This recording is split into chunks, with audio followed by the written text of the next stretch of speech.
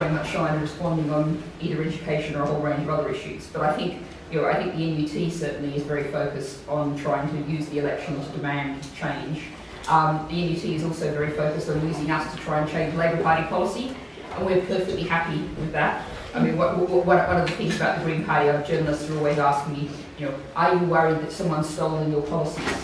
So great, no, we're in politics to change things and get things done differently. And if you want to steal our 20 mile per hour zones where people live, work and shop, or our living wage policy or anything else, great, grab it. So we're talking very much to the NUT. We're very much going to be out there to get what our Green Party education policies out.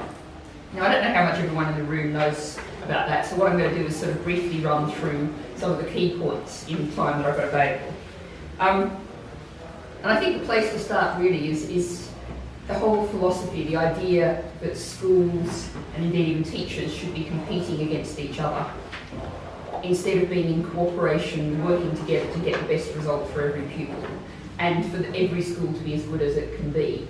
And I think that really, to look back to the philosophical reason about why the Green Party is utterly opposed to free schools and academies and believes in local comprehensive schools run by the community, is that actually what you can then do is get cooperation where schools are all working together, and you don't see a situation where schools, particularly with ones with really competitive head teachers, driving head teachers, seeing how they can drop pupils who might be a bit difficult, get them off to some other school that is less able to resist. That idea of schools competing against each other, the idea of some schools getting bigger while other schools are failing and eventually being shut down. I think this is one of the great things about issues about schools, free schools and academies, particularly free schools, that hasn't really been thought about in broad abstract. We've seen a lot of headlines around individual free schools failing and the crisis that's created for pupils and parents and teachers. But what we've actually got is a situation where the whole model is predicated on some schools not getting enough pupils and eventually closing down. That's the basis of competition. And if you do that with widget factories, okay, it might be disruptive to a few widget factory workers, but probably you would hope they'll get a job somewhere else and someone else is making widgets. But you do that with schools, with pupils' lives, and a school fails and is closed down. That's immensely disruptive, particularly in an education system where everything is very age-related and it's all related on age-related progress. And it's not only hugely disruptive, potentially life-changing for all of the pupils there. When you also think if a school closes down and those pupils are distributed to neighbouring schools, it's also hugely disruptive to the neighbouring schools as well. So we believe in schools cooperating with each other, being run democratically by the local community. And I can point to, and I'm very proud of the fact that in Brighton and Hove, traditionally it's had very, very, very bad GCSE results. And we've actually, since the Greens have been running the council, albeit as a minority administration, there's been a real improvement in GCSE results. And I think the basis of that has been working with schools so they all cooperate with each other and support each other rather than competing against each other. So I think sort of related to that, it's worth noting that actually most parents still aren't getting the actual model we're racing towards, and there's a huge education drop there. The Evening Standard did a survey a few weeks back and asked parents about local council control over free schools and academies.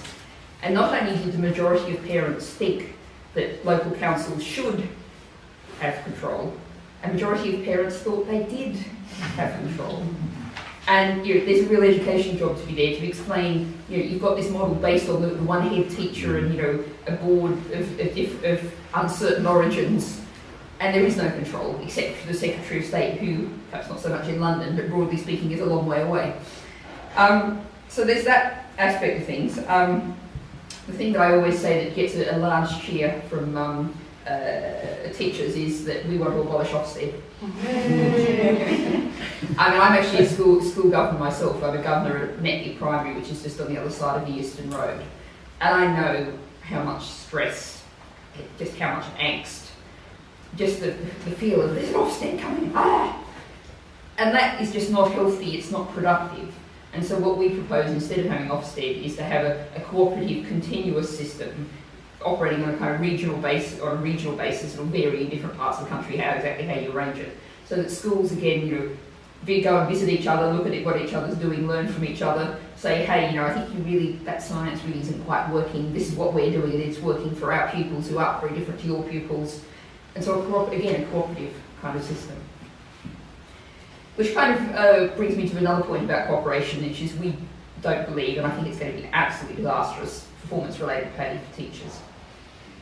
Performance-related pay might be all right if you have a whole group of workers all sitting around in a factory making, I'll go back to widgets, making widgets again, and you get paid for how many widgets you make. Education isn't actually shouldn't be anything like that. And every teacher, every staff member of a school is contributing to every pupil's education, to every pupil's well-being. And the idea that you can say, your class got extra strong marks here, so you get a bit of extra pay, I think talking to the NUT is going to create absolute chaos, and really have divisions. And instead of people being a team, it really does split teams up. And we've also seen from the bankers how well performance-related pay works for bankers, bonuses, etc. But I think also, there's something even more fundamental to go back to that we're really trying to take on, and it does feel like a bit of a lonely fight at the moment. But the idea that schools are supposed to be exam factories.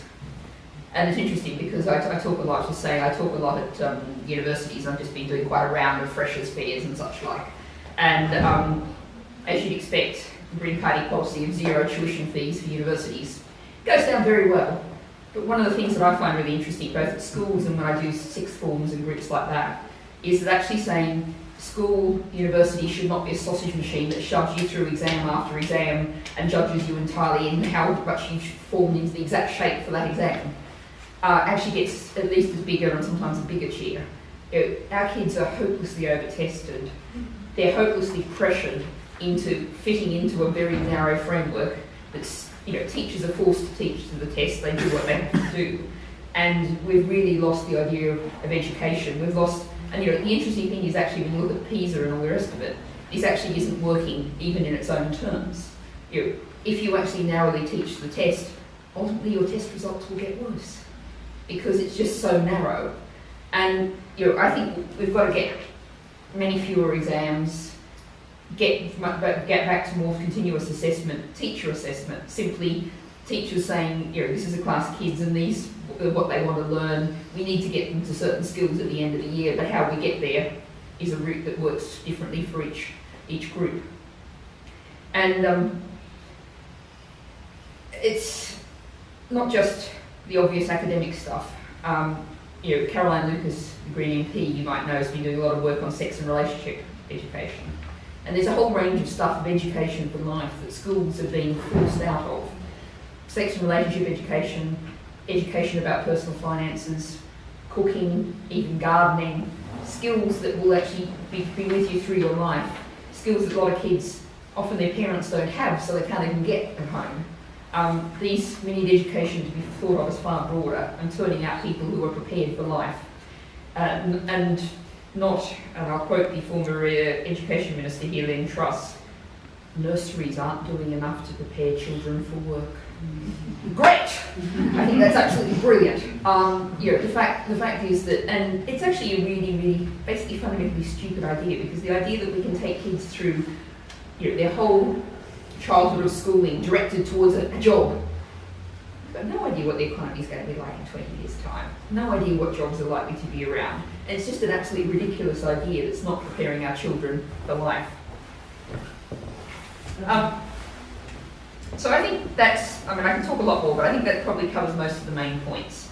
I'll go back to where I started though to finish off, that I would urge everyone in this room to get out there and campaign. I'm not talking party political here, I'm saying get out there, you're doing a great job with the Anti Academies Alliance, but this is a real pressure point for politics, both in a big P sense and a small P sense.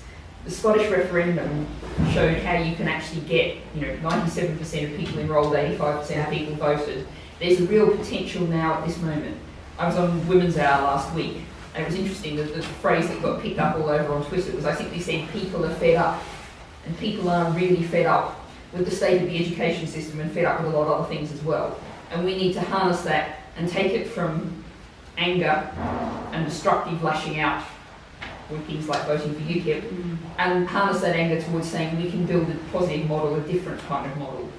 And in the Green Party, this is working pretty well for us at the moment. Our membership is up 45% since the 1st of January.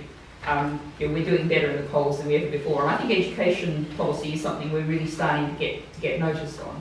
So, whatever your party politics, whatever your non-party politics, now's a really great time to really push to say we want a different kind of education system. And we actually know the public's behind us. So let's go for it.